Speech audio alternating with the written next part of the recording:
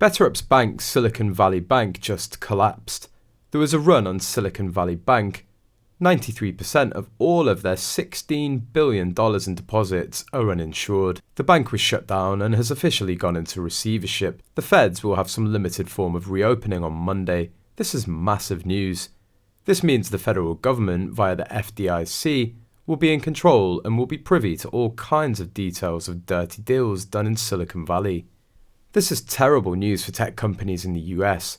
SVB was the 20th largest bank in the nation and the bank of choice for high-tech startups. But on the plus side, BetterUp may find themselves in a major cash crunch. That means cutting back on unnecessary expenses. It also means no IPO for quite some time. The IPO has been dead for some time anyway. Harry and BetterUp were counting on that big pop.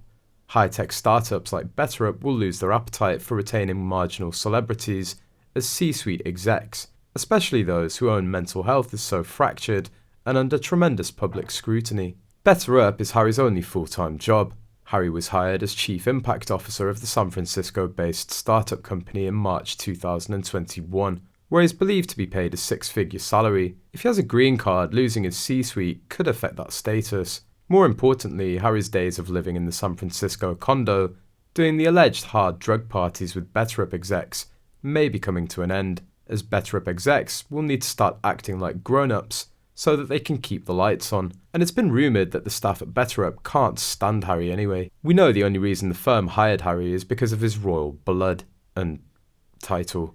We know he's not bright, he has no degree or qualifications, he has no skills, work ethic or work experience. He only passed high school because his teachers were generous markers. On the 9th of March, sat down for a live stream chat with the CEO of BetterUp, Alexei Robichaud. During the 30-minute Q&A, Harry couldn't stop gushing over BetterUp, telling CEO Alexis that he offered its services to all his employees at his own company Archwell. "I've seen firsthand what coaching can do," he added. "For me personally, I get so much out of helping other people. It's what gets me out of bed every morning." While taking questions from audience members, Alexis was asked why he'd hired the prince in the first place, and he said that he and his co-founder Eddie Medina asked themselves a few key questions. Who are luminaries in the world? Who are leaders? Who's talking about this? "It was a very short list. In fact, it was one person," he continued, before addressing Harry. "It was a dream come true to be able to work with you." Meanwhile, Harry could see his visa revoked after admitting to using drugs in a televised therapy session. Speaking to famed therapist Dr Gabor Mate for his program The Myth of Normal, Trauma, Illness and Healing in a Toxic Culture, Prince Harry said he started using drugs after realising that they helped him cope with trauma.